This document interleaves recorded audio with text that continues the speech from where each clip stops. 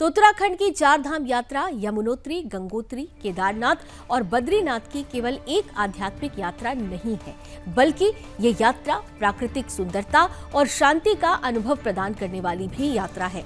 इन पवित्र स्थलों के बीच बसे हुए ऊंचे पहाड़, शांत झीलें और हिमालय की बर्फीली चोटियां श्रद्धालुओं को न केवल धार्मिक आस्था से जोड़ती हैं, बल्कि प्रकृति के सौंदर्यीकरण और प्राकृतिक सौंदर्य से भी सम्मोहित करती हैं। इस साल उत्तराखंड में ये यात्रा 30 अप्रैल से शुरू हो रही है। चार धाम यात्रा में इस बार वीडियो रील बनाने वालों और यूट्यूबर्स की एंट्री रोकने की तैयारी है।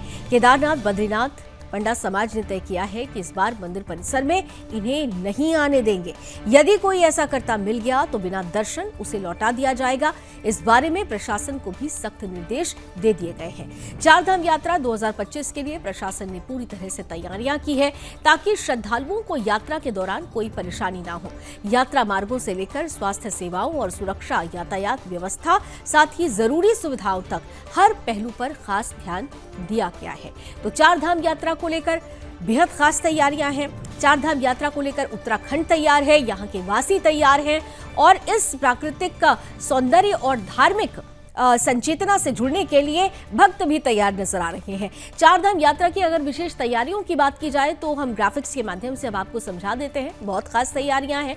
यात्रा के दौरान सुरक्षा को सबसे ज्यादा महत्ता दी गई है, प्राथमिकता दी गई है। इसके साथ ही साथ जब हम सुरक्षा की बात करते हैं तो खासतौर से पुलिस और पैरामिलिट्री बलों की तैनाती की जाएगी।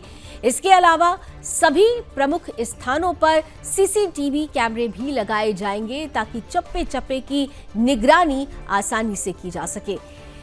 इमरजेंसी में भी तुरंत कार्रवाई हो सके और इसलिए सीसीटीवी कैमरे का काफी महत्व बढ़ जाता है। इन सब के बीच यात्रियों की बढ़ती संख्या पर खास ध्यान दिया गया है। यात्रा मार्गों पर सड़क निर्माण, मरम्मत के काम भी तेज कर दिए गए हैं। पार्किंग व्यवस्था को भी दुरुस्त किया गया है, क्योंकि जब धाम की यात्रा शुरू होगी तो यहाँ पर गाड़ियों का काफिला भी पहुंचेगा, लोग गाड़ियां लेकर पहुंचेंगे और इसीलिए पार्किंग व्यवस्था को दुरुस्त कर दिया गया है।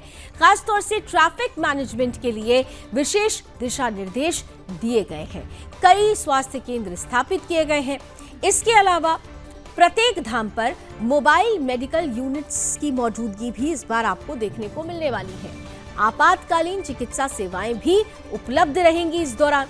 साथ ही साथ संजीवनी स्वास्थ्य केंद्रों का निर्माण भी किया जाएगा, ताकि तीर्थयात्रियों को तुरंत इलाज मिल सके।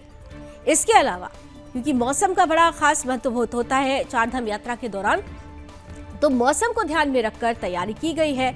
मौसम के अनुसार ही यात्रा मार्गों की सुरक्षा भी सुनिश्चित की गई है। मौसम पूर्वानुमान पर विशेष ध्यान रखा जाएगा। ये तैयारियां भी इस चार धाम यात्रा 2025 की शुरुआत से पहले ही की जा रही है। यानी तमाम जो तैयारियां हैं, जो विशेष तैयारियां हैं, उस पर खास ध्यान दिया जा रहा है। और आपको याद होगा कि लगातार मुख्यमंत्री पुष्कर सिंह धामी जी को भी हमने देखा है कि तमाम अधिकारियों के साथ इस चार धाम यात्रा को लेकर वो निरंतर बैठकें करते हुए नजर आए हैं।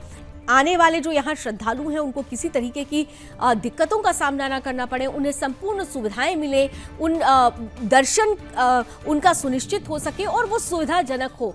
इन तमाम बातों को लेकर बड़े दिशा निर्देश मुख्यमंत्री की तरफ से अधिकारियों को दिए गए और अब अधिकारियों ने उस दिशा निर्देश के आधार पर ही विशेष तैयारियों का खाका तैयार कर लिया है।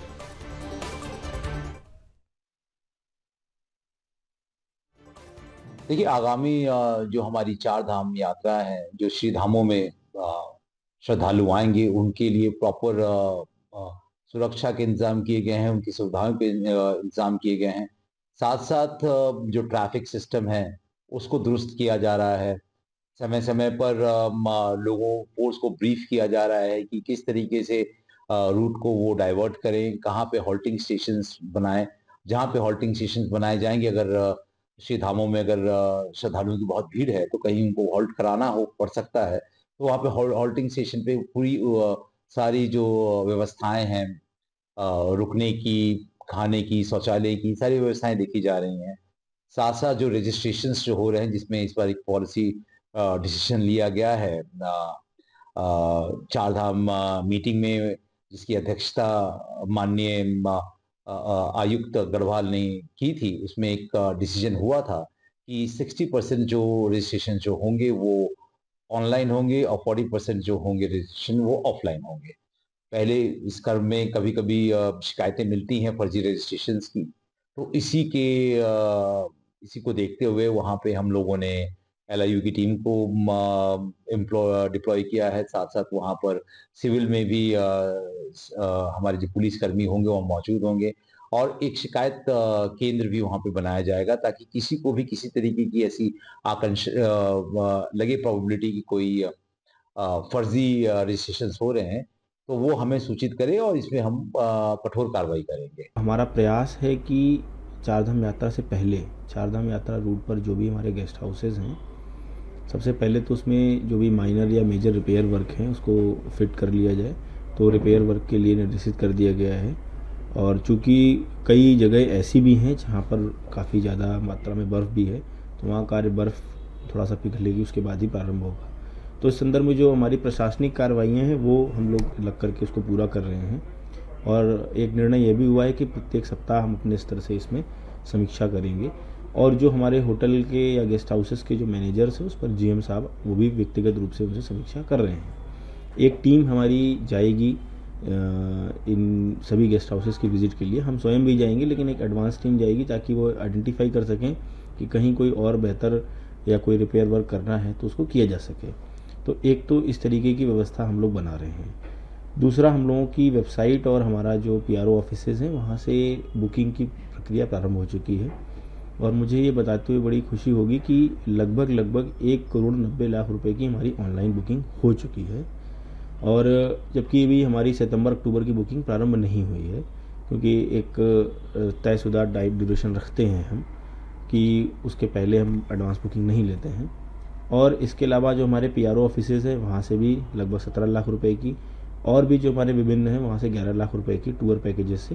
तो इस प्रकार से हम कहें तो लगभग 2.1 सीआर की जो हमारी बुकिंग है वो हमारी हो गई है। और हमें उम्मीद है कि इस बार जीएमवीएन पहले से ज़्यादा इनकम इस बार कमाएगा, अर्न करेगा। और इसके लिए भी हम लोग स्ट्रेटजी बना रहे हैं कि कैसे हम जीएमवीएन की गेस्ट हाउसेस का, लोकेशंस का, रूट का प्रचार प्रसार कर सके और लोगों को पता चले कि यहाँ पर भी हमारी सुविधाएं हैं। चाहे वो प्रॉपर बुकिंग कराएं पूरे दिन की, या अगर वो कुछ घंटों के लिए विश्राम करना चाहते हैं या किचन की सुविधा या फूड की सुविधा लेना चाहते हैं, तो उसके लिए भी हम लोग प्रचार प्रसार कर रहे हैं। हम लोगों ने व्हाट्सएप हैंडल भी क्रैक कर लिया है, तो जल्द ही जो हमारे कस्टमर्स होंगे उनको उसके माध्यम से चारधाम यात्रा के विषय में भी जागरूक किया जाएगा कि जब आप पहाड़ पर यात्रा करें तो क्या करें क्या ना करें, चारधाम यात्रा के दौरान किन बातों का ध्यान रखें। साथ ही साथ हमारे गेस्ट हाउसेस की लोकेशंस, हमारे टॉयलेट्स की लोकेशंस या जो भी इम्पोर्टेंट लोकेशंस हैं वो हम लोग अन्य विभागों से भी इकट्ठा कर रहे हैं, वो भी हम उनके साथ साझा करेंगे ताकि वो जब यहाँ आए तो उनका जो ट्रैवल है वो आनंददायक और आरामदायक रहे। देखिए, चारधाम यात्रा 2025 को देखते हुए हमने अपनी पूरी तैयारियां शुरू कर दी हैं। ज़्यादातर काम हमारा पूरा कर लिया गया है। इसी के क्रम में हमारे द्वारा सारे जो ट्रांसपोर्ट से संबंधित व्यवसायी हैं, चाहे वो बस ऑपरेटर हो, tempo traveller operator, maxi taxi operator या फिर टूर एंड ट्रैवल ऑपरेटर्स हों, उन सबको मिलाकर एक बैठक करी थी। और बैठक का मुख्य उद्देश्य ये था कि आने वाली चारधाम यात्रा में एक तो जो यात्री आ रहे हैं उन्हें अच्छी, सुरक्षित और अफोर्डेबल रेट पर गाड़ियाँ उपलब्ध हों। दूसरा, उनके यात्रियों के साथ व्यवहार बहुत अच्छा होना चाहिए। तीसरा, जो भी यात्री ये लोग टूर एंड ट्रैवल्स वाले लेकर आते हैं उनको पहले पूर्व में पंजीकृत करा के लेकर आएँ, ताकि उनको आसानी से ट्रिप कार्ड बनाकर अपने गंतव्य स्थान तक भेजा जा सके। इसके अंतर्गत ट्रांसपोर्टरों द्वारा ये हमसे लोगों से डिमांड करी गई है कि जो बाहर से आने वाली गाड़ियाँ हैं उनके द्वारा लोकल पर ही सवारियाँ उठाई जाती हैं, जिससे उनको बिजनेस का नुकसान होता है। उसके लिए उनके द्वारा रिक्वेस्ट की गई कि 15 दिन का ही ग्रीन कार्ड इनको दिया जाए बाहर की गाड़ियों को, और 15 दिन बाद वो बाहर से फिर सवारी लेके आती है तो उनको फिर ग्रीन कार्ड कर दिया जाए।